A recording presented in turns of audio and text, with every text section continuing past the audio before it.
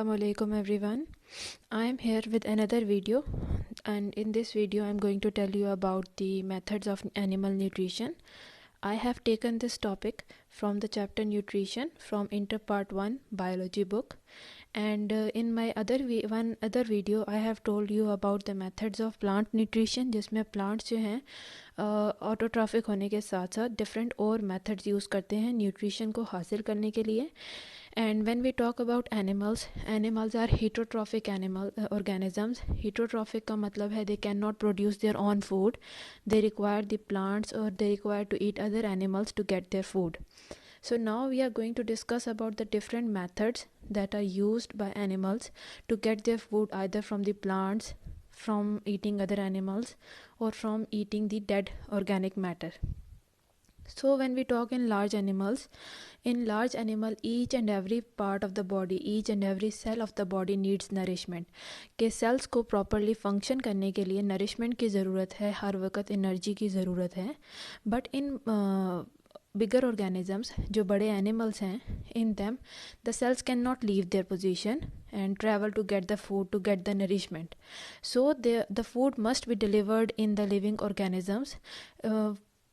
हर एक सेल, एक एनिमल के, जो लार्ज एनिमल है जिसमें millions and trillions of cells हैं, उनको हर एक सेल को जब नरिशमेंट की ज़रूरत है तो there must be a system inside the animal कि वो हर एक सेल को उसकी ज़रूरत के मुताबिक फ़ूड को प्रोवाइड कर सके.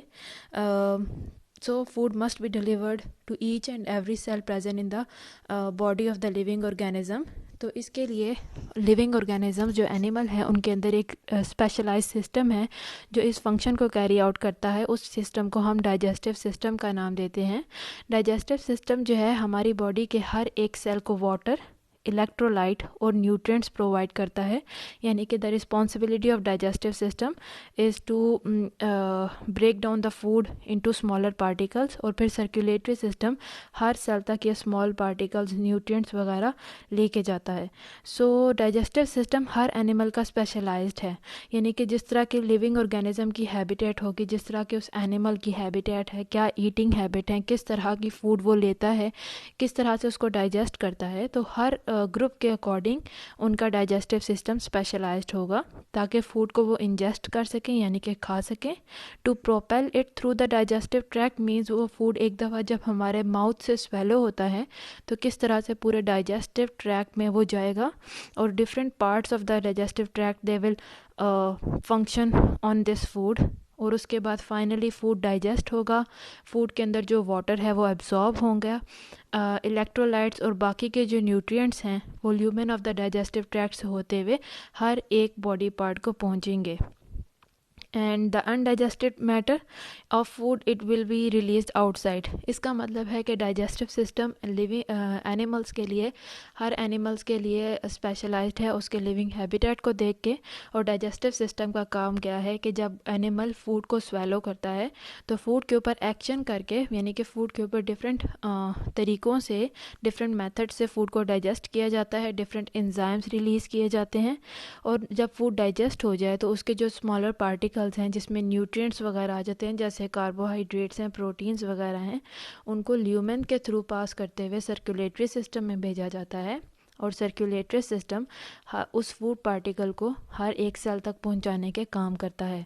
हाउएवर फूड पूरा का पूरा डाइजेस्ट नहीं होता. There are some parts of food that can not be digested and they are considered as waste material. So what happens to that material? It is thrown out of the body, it is moved out of the digestive tract. And animals की अगर हम लोग बात करते हैं, जिस तरह plants में हमने देखा था, प्लांट्स आर ऑटोट्रॉफिक, और ऑटोट्रॉफिक होने के साथ साथ उनके अंदर कुछ ऐसी स्पेशल फीडिंग हैबिट्स थी जो कि उनको सप्लीमेंट के तौर पे प्रोवाइड कर रही थी मज़ीद न्यूट्रिशंस को. बट इन एनिमल्स जो कि हैं ही हीटरोट्रॉफिक ऑर्गेनिजम्स, तो इनकी वेरिएशन, इनकी मेथड ऑफ न्यूट्रिशन हासिल करने की वेरिएशन बहुत ज़्यादा है. इनमें बहुत ज़्यादा वैरायटी पाई जाती है as compare to plants. So let us see the different methods that will explain us about the methods that are used by the animals to get nutrition. So here you can see an overview This is an organism, it is taking in food. The food will be digested while it is passing from the digestive system, and at the end जो waste material होगा, it will be moved out of the body, it will be eliminated out of the body. So now let us start with the different methods जो कि animals use करते हैं, उनकी किस तरह की habit है food को ingest करने की और उसको use करने की. So first of all we are going to talk about detritivores. Detritivores वो animals हैं जो कि detritus पे feed करते हैं. What is detritus? It is an organic debris from decomposing plants and animals. So decomposing यानी जो plants की death हो जाती है, animals की death हो जाती है और उनकी bodies decompose होना शुरू हो जाती हैं, उनके ऊपर जो animals feed करें उन decomposed dead bodies के ऊपर, उन animals को हम detritivore का नाम देते हैं. So earthworm is the most common and the most best example जो कि detritus feeder जो कि इस method को explain करते हैं. They will ingest the fragments of decaying organic matter. वो decaying organic matter जो भी उनको मिलेगा, they will start to ingest it. Ingest का मतलब है to take it inside their body. And how they will get it, या तो वो सॉइल की सरफेस पे उनको मिल जाएगा जहाँ पे वो रह रहे हैं, या फिर ड्यूरिंग बरोइंग एक्टिविटी जब वो सॉइल को खोद रहे हैं, बरो कर रहे हैं, ड्यूरिंग दैट प्रोसीजर जितना भी उनको आसपास से डिकेइंग मैटर मिलेगा, डिकम्पोजिंग मैटर, ऑर्गेनिक मैटर मिलेगा, the earthworm will feed on that matter. So earthworm is the best example of detritivores जो कि डेड डिकम्पोज्ड ऑर्गेनिजम्स की बॉडीज़ पर सर्वाइव करते हैं. This is a picture of earthworm. It lives in the sand, it lives in the soil, and soil की surface में कभी कभार burrowing करके soil के अंदर इसने अपना पूरा घर बनाया होता है. From there it will search for its food, and it will search for the decomposed materials. This is another example of detritivores. ये भी organism, ये insect जो है, it also feeds on the dead organic matter, on the decomposed organic matter.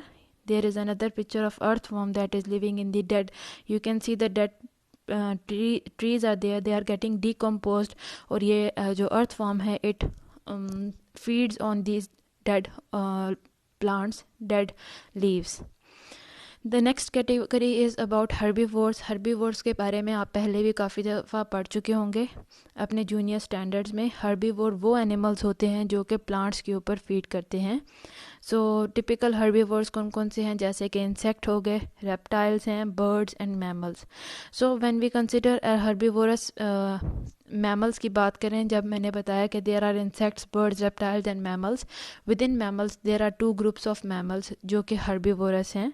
Those are rodents and ungulates. अगर हम rodents की बात करें, this is the example of the rodents जिसमें माइस हैं, स्क्विरल हैं, बैट्स हैं. ये सब जो हैं ये हर्बीवोर्स हैं जो कि लिविंग ऑर्गेनिजम्स के जो कि प्लांट्स के ऊपर सर्वाइव करते हैं, उधर से फूड हासिल करेंगे. Not bats but other rodents will get there food from the plants, they will eat the plants. उसके अलावा जो नेक्स्ट ग्रुप बताया है दैट आर अनग्युलेट्स, वो होफ्ड एनिमल्स होते हैं. होफ्ड यानी कि जिनके फुट जो हैं वो उनके ऊपर होफ प्रेजेंट होती है. And they are grazing animals like horse, cattle and sheep. When we talk about herbivorous animals, herbivorous mammals, अगर हम उनके teeth का structure देखें तो we know that there are different types of teeth present in the mouth like premolars, molars, incisors and canines. So in the case of herbivorous, इनके जो premolars और molars हैं they are very large so as to provide more grinding space. Means जब वो खुराक अपनी खाते हैं, जब different plants ग्रास वगैरह को ग्रेजिंग के थ्रू हासिल करते हैं तो उनको चुबाने के लिए, च्यू करने के लिए, छोटे छोटे पीसेस में ब्रेक डाउन करने के लिए इनके मोलार्स और प्री मोलार्स काफ़ी वाइड होते हैं ताकि ज़्यादा स्पेस मिल सके च्यू करने के लिए. These are the pictures of some of the herbivores that are hoofed organisms. And when we look at the teeth structure, एक तो मैंने बताया कि उनके मोलार्स और प्री मोलार्स के ऊपर लार्ज ग्राइंडिंग स्पेस होती है ताकि ग्राइंड कर सकें प्लांट्स को छोटे छोटे पीसेस में. And when we talk about other teeth, उनके इंसिजर्स और प्री मोलार्स में काफ़ी गैप होता है. I will show you by this picture in the background. Herbivores में केनाइंस मिसिंग होते हैं. Canines are the pointy teeth present in the mouth. और चूँकि ये हर्बीवोर्स हैं, ये प्लांट्स के ऊपर फीड करते हैं, they don't need those pointy teeth. That is why canines are missing in the mouth of the herbivores. And in grazing and browsing, herbivores like deer and sheep, there are no upper incisors, उनमें upper incisors भी नहीं होते हैं. You can see in this picture that in this picture canines are shown, but in most of the organism canines are missing. The teeth that are present in the extreme front of the mouth, they are they are incisors. And you can see the back teeth, they are molars and premolars, and you can see a large space is between there, a large space is there between the incisors and premolars. And this structure of teeth, it helps in grazing and browsing of herbivores. जो grazing करते हैं उसके ज़रिए घास फूस वगैरह खाते हैं, तो उनके लिए इस तरह का माउथ का स्ट्रक्चर, इस तरह का टीथ का स्ट्रक्चर बहुत इम्पॉर्टेंट है इस तरह के लाइफस्टाइल के लिए. You can also see over here the molars and premolars, they give a large surface area for crushing grass, ताकि ग्रास को छोटे छोटे पीस में ब्रेक डाउन किया जा सके. इसीलिए इनके मोलार्स और प्रीमोलार्स काफ़ी वाइड होते हैं ताकि ज़्यादा से ज़्यादा सरफेस मिले इन ग्रास के लीव्स को ब्रेक डाउन करने के लिए. Next category is carnivores. You are also well familiar with the carnivores. Carnivores are those animals that feed on other animals. ऐसे animals जो जिनकी खुराक दूसरे बाकी के जानवर हैं, they सिर्फ और सिर्फ जानवर पे feed करते हैं, they are called as carnivores. And when we talk about the teeth structure of carnivores, they have large canine teeth. Why they have large canine, those pointy teeth? Because for catching and tearing the prey. First of all, for catching the prey and tearing it open, उसकी जिल्द को उसके skin के through अपने canines को enter करके they open up the skin to get the meat. And the other teeth like incisors, premolars and molars, they are also well modified. They are adapted for cutting flesh, cracking bones and reducing the chunks to sizes suitable for swallowing. So here you can see the teeth, the molars, you can see almost all of their teeth are pointy in structure. In जानवरों में 4 types के teeth present हैं: incisors, canines, premolars and molars.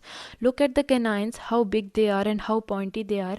So these teeth, they help in tearing the skin of the prey, in chewing their bones, in eating their flesh. Because इनके लिए जो ये दूसरे जानवरों के ऊपर डिपेंड करते हैं अपनी खुराक के लिए, so they catch the prey and they tear it open. तो उसको किल करने के लिए और उसकी स्किन से फ्लैश तक हासिल करने के लिए they need this types of teeth, pointy teeth, ताकि so that they can easily crack down the bones, they can easily cut open the flesh of their prey.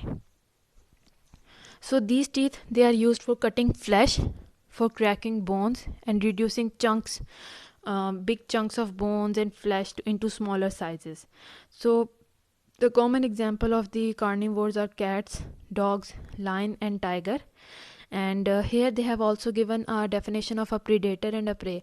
Predator वो एनिमल है जो कि किसी और एनिमल के ऊपर उसको कैप्चर करेगा, उसको पकड़ेगा और उसको किल कर देगा लाइव एनिमल को फॉर गेटिंग इट्स फूड, यानी कि दूसरे एनिमल्स को मार के अपना खाना, अपनी खुराक हासिल करते हैं. ऐसे जानवर को हम प्रीडेटर्स का नाम देते हैं. While in the case of prey, वो एनिमल जिसको मारा जाता है by other animal and that is eaten, it is called as a prey. As you can see over here, these are the pictures of these are the examples of some of carnivores like lion, crocodile, tiger. They are the carnivores. They have sharp pointy teeth and they survive on the flesh of other organisms. The next category is about omnivores. Omnivores वो animals हैं, वो living organisms हैं जो कि survive करते हैं on both plants and animals, यानी कि उनके फूड में प्लांट और एनिमल दोनों टाइप का फूड शामिल होता है. सो एग्जांपल कौन कौन सी है ऑमनिवोर्स की? Cows, rats, red fox, bears, pigs and man, they all are the examples of the carnivores.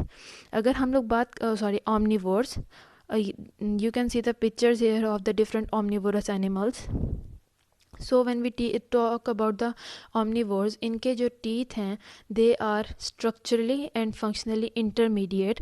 मतलब इनके teeth ना ही canine की तरह बहुत ज़्यादा sharp हैं और ना ही carnivores की तरह बहुत ज़्यादा sharp हैं और ना ही herbivores की तरह बहुत ज़्यादा flat हैं, बल्कि इन दोनों जो groups हैं इनके intermediate में होते हैं. Because these omnivores, they can survive on plant, they can survive on food, animal food, so they have intermediate teeth.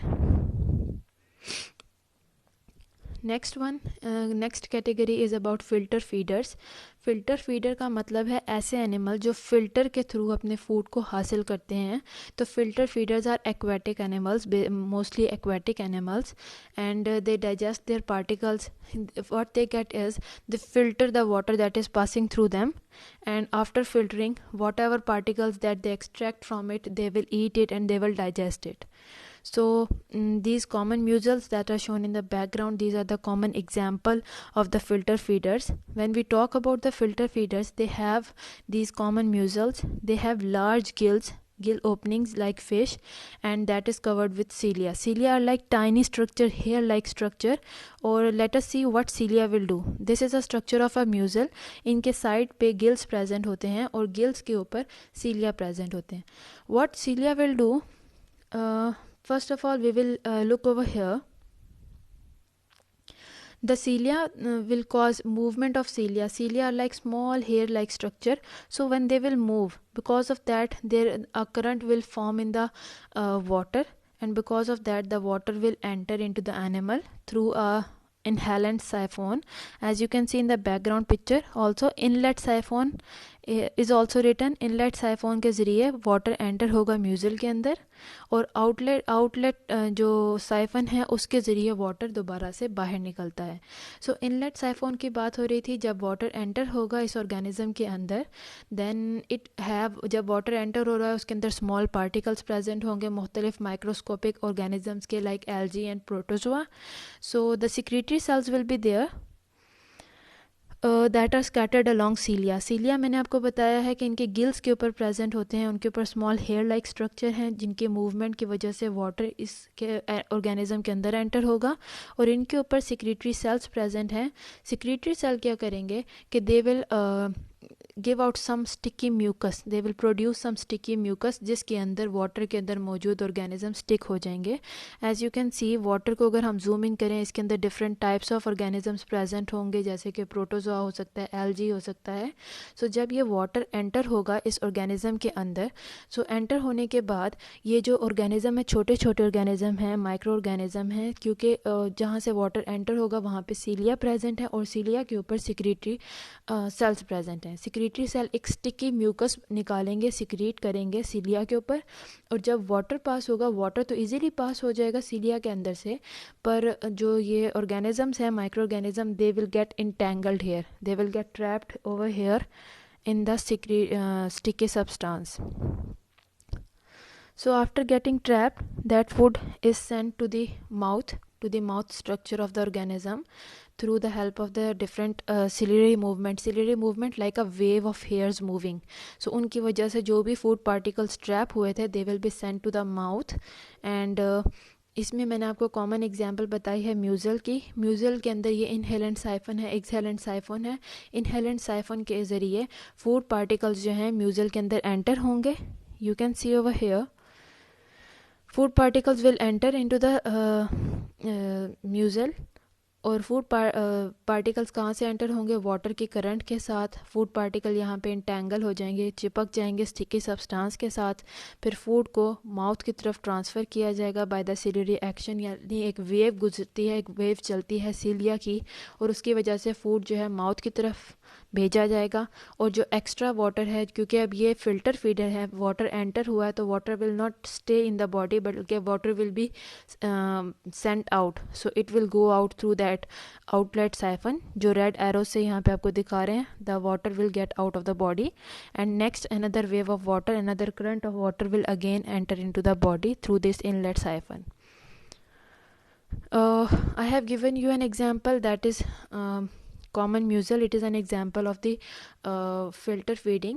Another example is the whale. Whales are also filter feeding. They will make the water enter into their body, और water के अंदर मुख्तलिफ organisms हैं, small fishes हैं, वो उनकी body के अंदर trap हो जाएंगी, और बाकी का जो extra water है, it will be sent out of their body.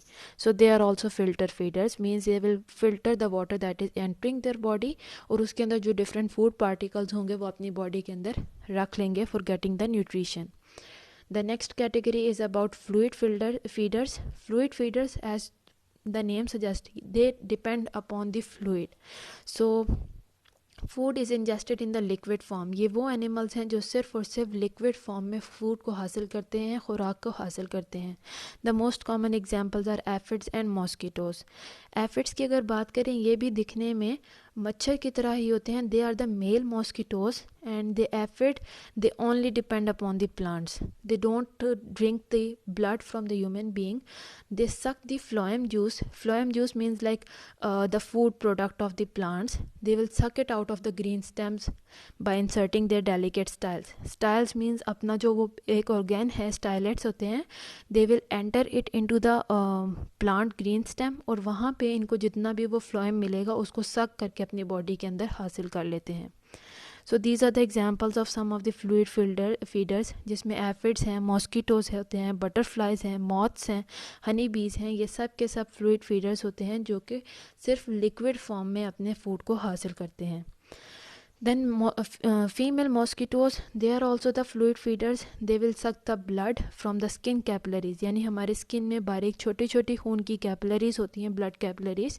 So the female mosquito it will piers over skin, means हमारी स्किन को कट करके अपने ट्यूबुलर माउथ पार्ट से एंटर करती है अपने पार्ट्स को हमारी बॉडी के अंदर और वहाँ से ब्लड को सक करना स्टार्ट कर देती है और इस ब्लड के ऊपर सर्वाइव करती है.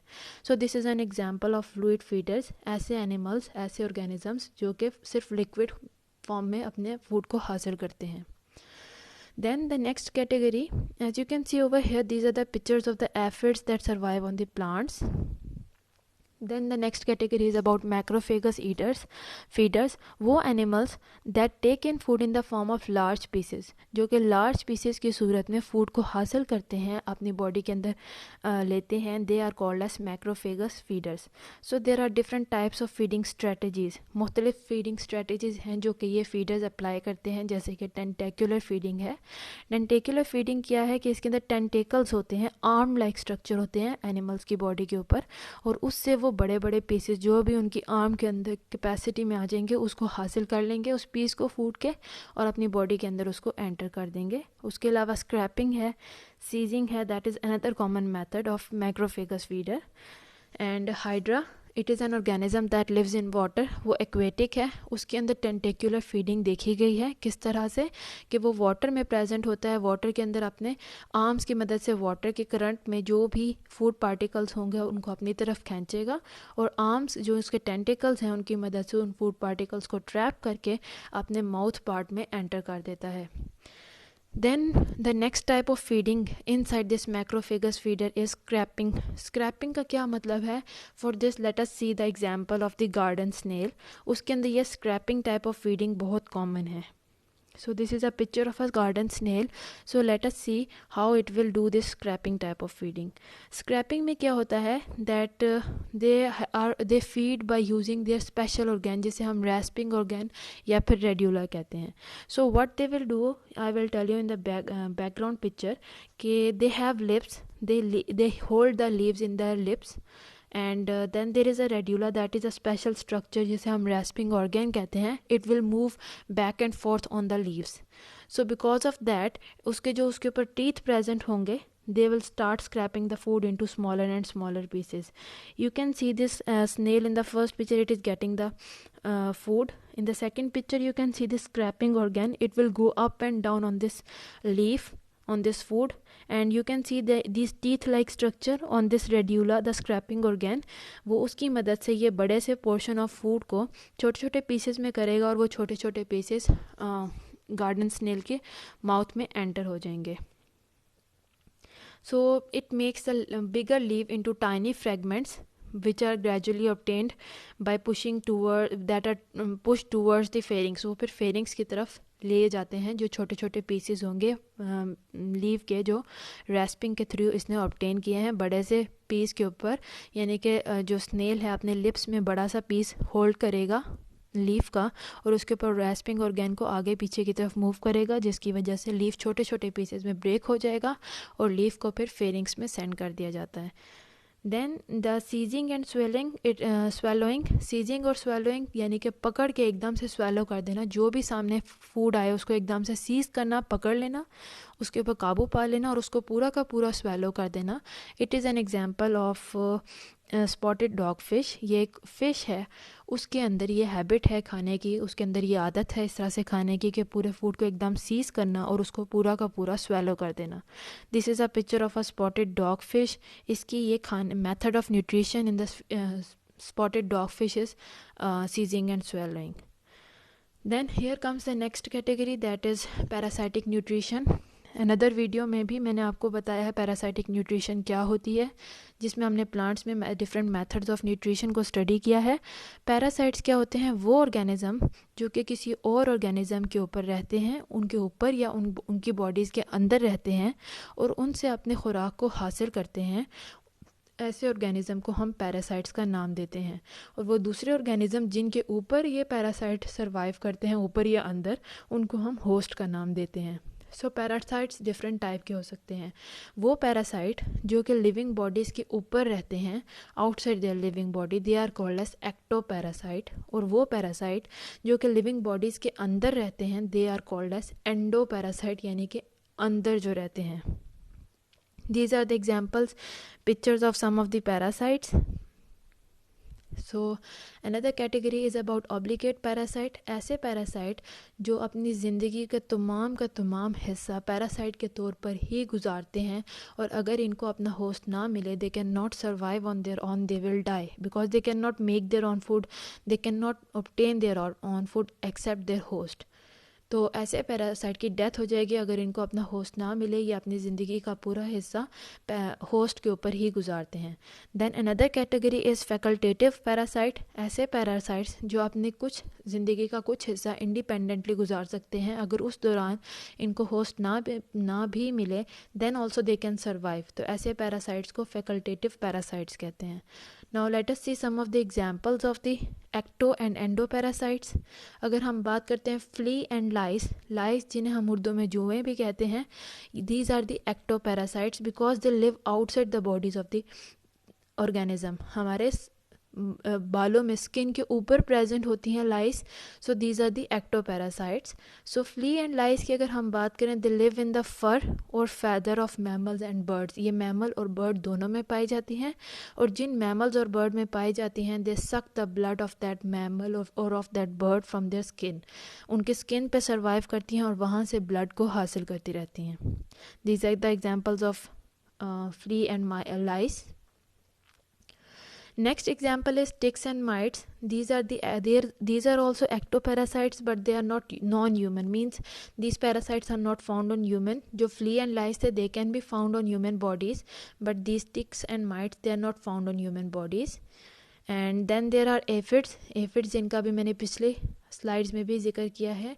ये प्लांट्स के ऊपर रहते हैं, ये फ्लूइड फीडर्स होते हैं, लेकिन ये प्लांट के पैरासाइट हैं, और ये सिर्फ प्लांट अपना फूड प्रोड्यूस नहीं कर सकते और कहीं से फूड हासिल नहीं कर सकते एक्सेप्ट फ्रॉम द लीव्स और stems of the plant. So they suck their food from the leaves और स्टेम्स ऑफ द प्लांट.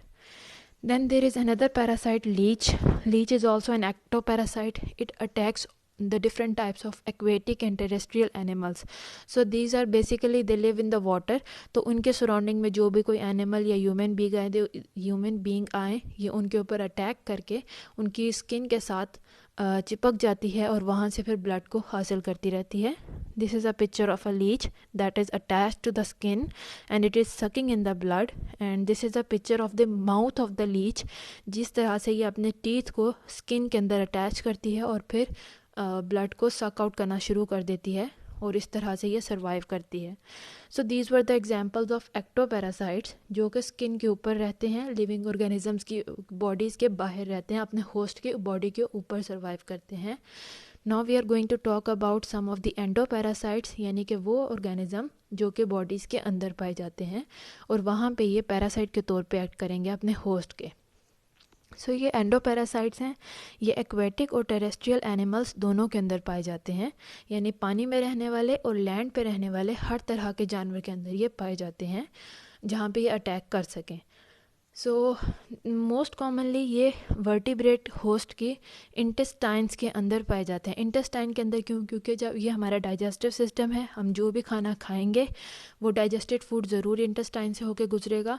सो वहाँ पे ये पैरासाइट पाए जाएंगे। So because rather than that food going into the body of the host, ये सारा फूड अपने हिस्से में ले आते हैं। They will absorb that coming food. So इस तरह से ये एंडो पैरासाइट के तौर पे एक्ट करते हैं।